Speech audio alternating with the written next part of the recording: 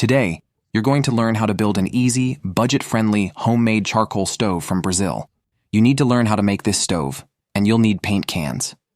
I brought two types of cans for you to see, one round and one square. You'll also need pieces of metal, like these rebar rods. You're going to place the rebar rods across the top of the can like this. The rebar rods will be positioned exactly like this, but in the center of the can. Now we need to mark where we're going to cut, and I'll use a marker for that. You should mark the same distance from one rebar rod to the other. The height should be about the same as this pen, roughly 6 to 8 inches. Now you can remove the rebar rods, and we're going to add sand inside the can. This sand is just to make our work easier by keeping the can steady. So fill it up to the marks we made with the marker.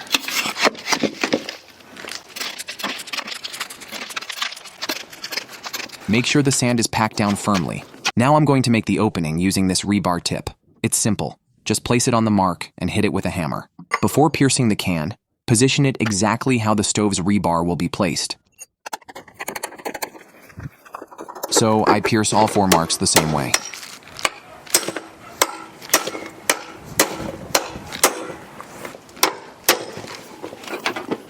Flatten out the can.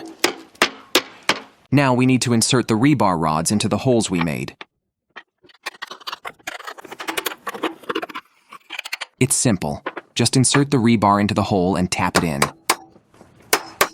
Notice that the sand has settled, so I need to add more sand up to the height of the rebar.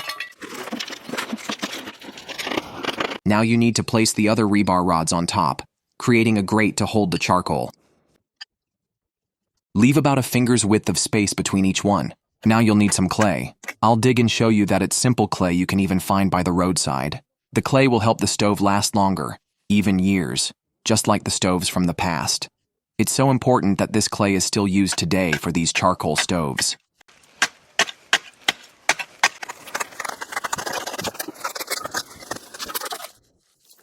Notice that the clay is very grainy, with lots of big chunks, so we need to sift it. Put the clay in a sieve and sift it.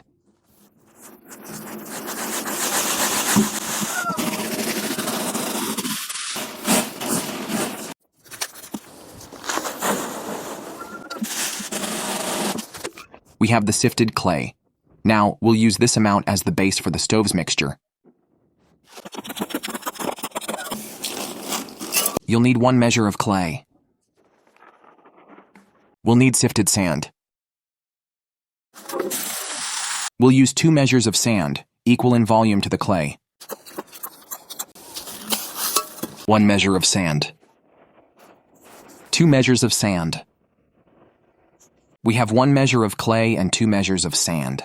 You're going to add 1 measure of cement to the mixture. Now you need to mix everything before adding the water.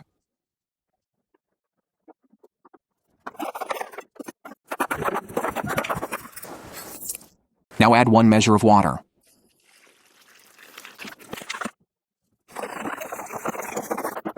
The stove mixture is ready, but you need to wait at least 5 minutes for it to settle and develop properly.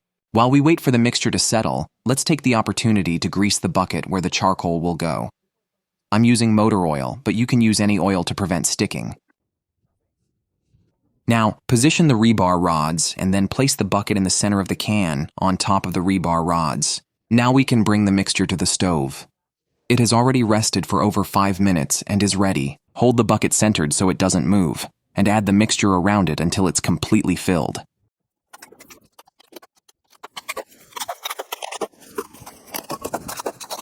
It's very important that you tap the can or stir it the way I'm doing. This helps the mixture compact and spread evenly.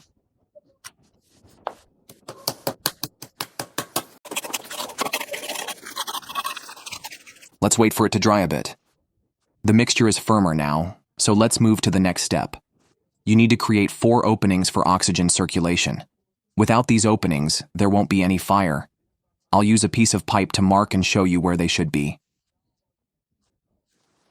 Make an opening big enough to allow air circulation, just like I'm doing.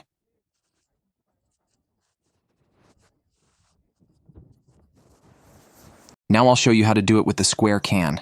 It's easier and faster. I've already positioned the rebar rods and check out the quality of these. Even though they're old, they'll last for years. Grease the container that will go in the center with oil and keep a weight inside it. It can be anything. I'm using water.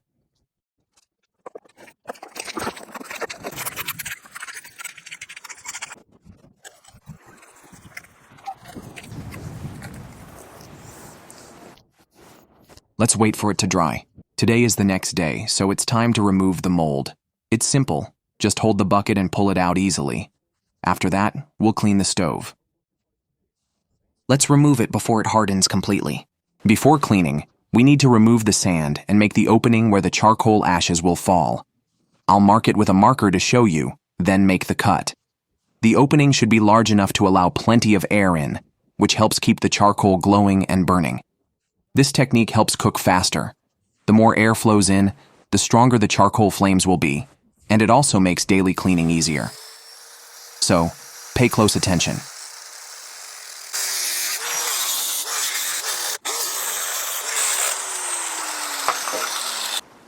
Now we need to remove all the sand.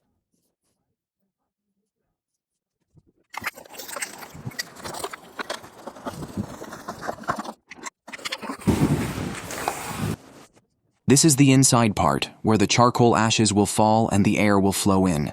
Now let's clean by removing the excess cement that was applied. There's still time before it hardens like rock. Scrape the edges. Now you need to wash the stove with water.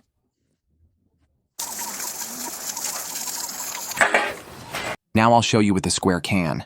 It's the same process. Remove the central bucket and then clean it.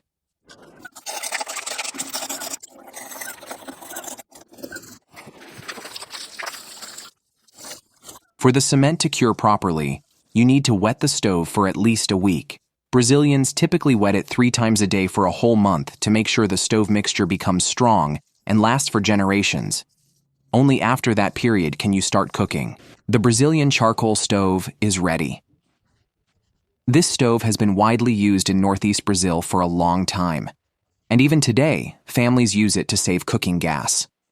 It's perfect for cooking tougher foods like beans, meat, and others that need longer cooking times and strong heat. The most interesting thing is that, in the past, there were no paint cans, so the stove was made only with clay and sand. However, because of the fire's heat, it would break. Over time, the can was adapted as a support since it's easy to find and reuse. The can keeps the cement, clay, and sand solid, allowing for years of use. It was a simple idea from humble people trying to survive. Today, it's common to see families cooking and saving money this way. A smart and practical method that's definitely worth it.